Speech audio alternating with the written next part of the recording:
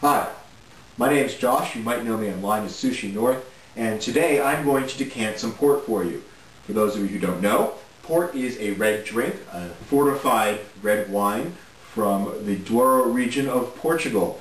Port with a capital P is always from Portugal, and I have here some very lovely vintage ports for a tasting that we're having a little later on tonight. The tasting was held by the Port Forum, that is theportforum.com. It is a group of a club, if you will, of port enthusiasts from around the world, and it's free to join up, and you're welcome to attend our tasting so long as you bring a bottle.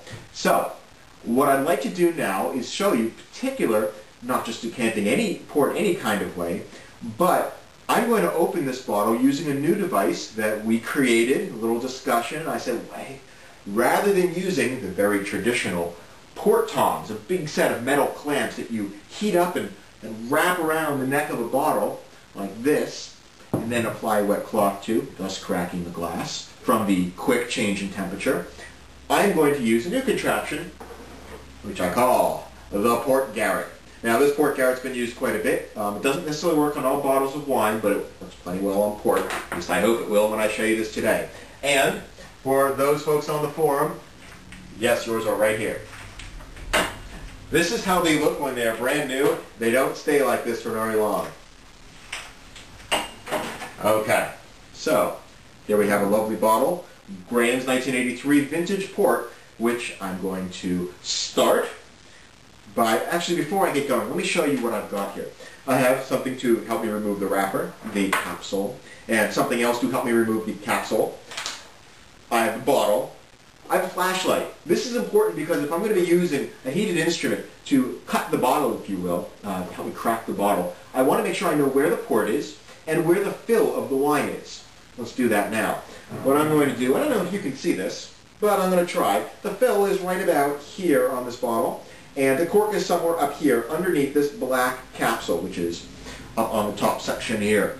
I'm going to remove that capsule in a moment. That's the end of the flashlight. We don't need it anymore.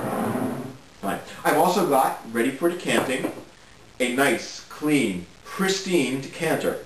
A funnel, which unfortunately is not glass. I wish it was. And inside I have a gold coffee filter, never used for coffee, just port, and a coffee filter, also never used for coffee, as you can tell. This will help catch the big chunks from the decanter. Port is bottled with sediment in it, which ensures that over time, this one's 25 years old, right? Over time, the port can continue to age and the flavor can change and mature. This is to catch the fine particles. We'll put that over there. We'll use it in a moment. Also behind me, I have a stove ready to go for me to heat up my port tongs. It's a gas stove. This doesn't work on electric. I also have a bucket full of ice water and a cloth inside. I'm going to use this for the rapid transition of temperature from hot to cold.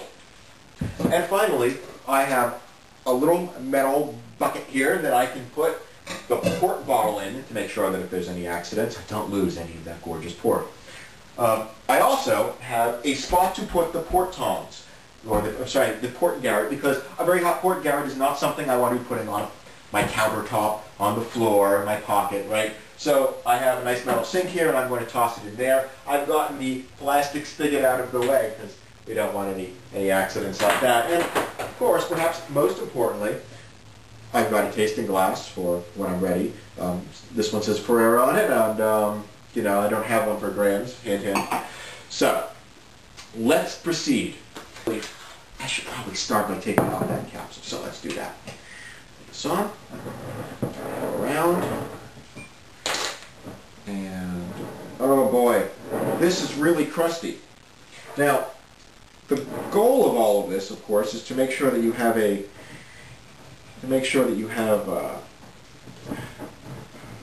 don't have little bits of cork floating around in your port, messing with the flavor.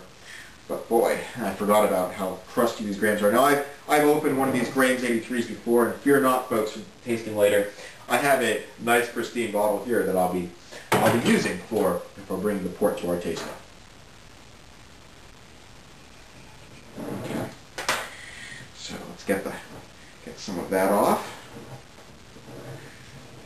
Okay, Now the tag that you see here, not this one, but this tag, this I put on, this helps me identify which port it is, where I got it, etc. I'm just going to cut that off. We don't need that. We don't need all this junk. This tag is a tax stamp. It lets folks know that duty's been paid. Now, the problem, of course, is that I'm about to wrap the very hot instrument around this piece of paper. I don't want it in the way, so I'm going to remove all of this metal foil.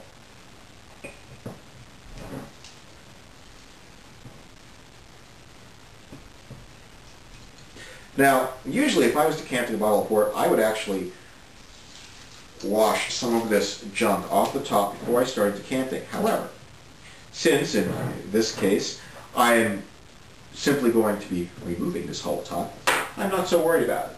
Maybe I'm going to use some of this water here. Maybe we'll just clean this up a bit. Now we're ready to go. First things first, put this somewhere useful. My bowl is ready. My cloth does not have ice sticking to it, right? Okay, it's ready to go. I'm also going to want to make sure it's squeezed out. I don't necessarily need this to be dripping. And I'm going to turn up the fire here and apply port Garrotte. What's nice about this thing is that I can just hold it on here, just like this.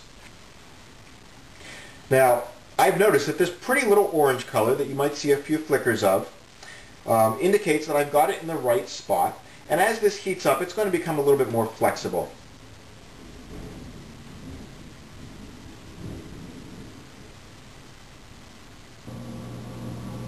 Now, it's important to know where the middle of the port Garrotte is, because that's what part is going to be pressing against the bottle.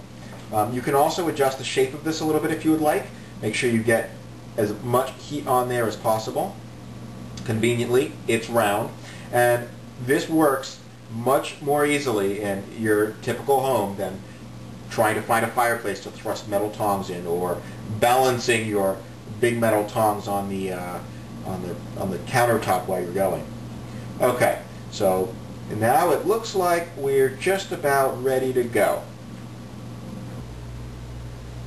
And here we go. Making sure I've got it in the right spot. Pull that on.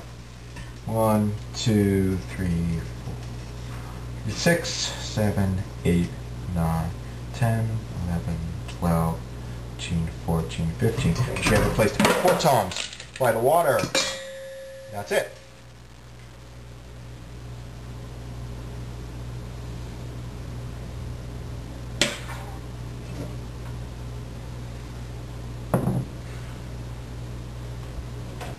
So welcome back. Here we are with lovely bottle of port. Just water on the outside. This is nice and dry. Looking for shards. I don't see any actually. That's kind of nice. Doesn't matter. That's what this is for. Never use one of these unless you're filtering the wine. You don't want little shards of glass in your wine. Okay. Next, we're going to start by gently pouring the wine here. Now that's nice. Now I know a lot of folks really like to swish around the bottle and everything else. I've got a system that the decanter is clean. Nothing to worry about. It smells really good.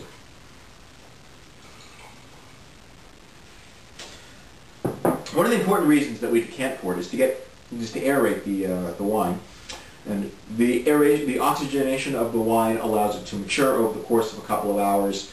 I do not recommend cracking open a bottle of port, vintage port, and drinking it immediately. Not a good idea.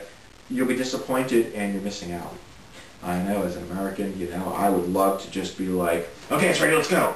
But I'm being patient and I'm going to give it time to mature. In this case, about 6 hours or so.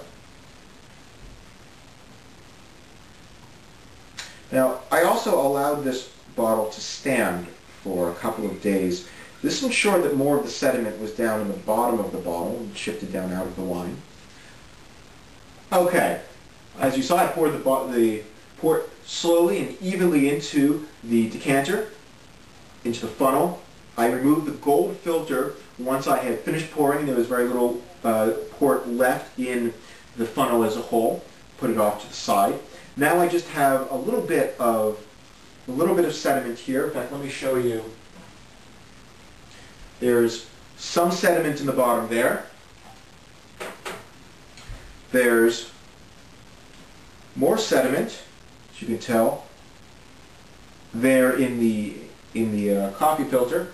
And we're just going to finish this up by putting that right over the glass there, whatever drips left. This will now sit for a couple of hours, in this case 6 hours, while it oxygenates and aerates. And that concludes the decanting of the port. Thank you very much for watching. I will not keep you around to...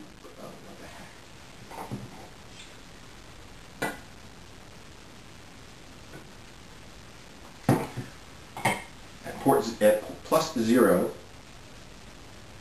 oh, it's really spirity. And unfortunately, I'm smelling some vegetal aromas in there. Hoping that'll blow out by a little bit later. Let's see.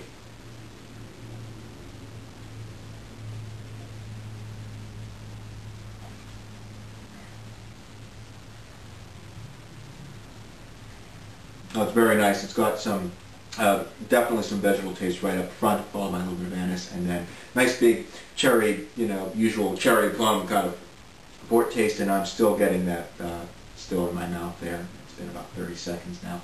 So, yeah, finishing with a little more of that licorice and some chocolate. So, cheers.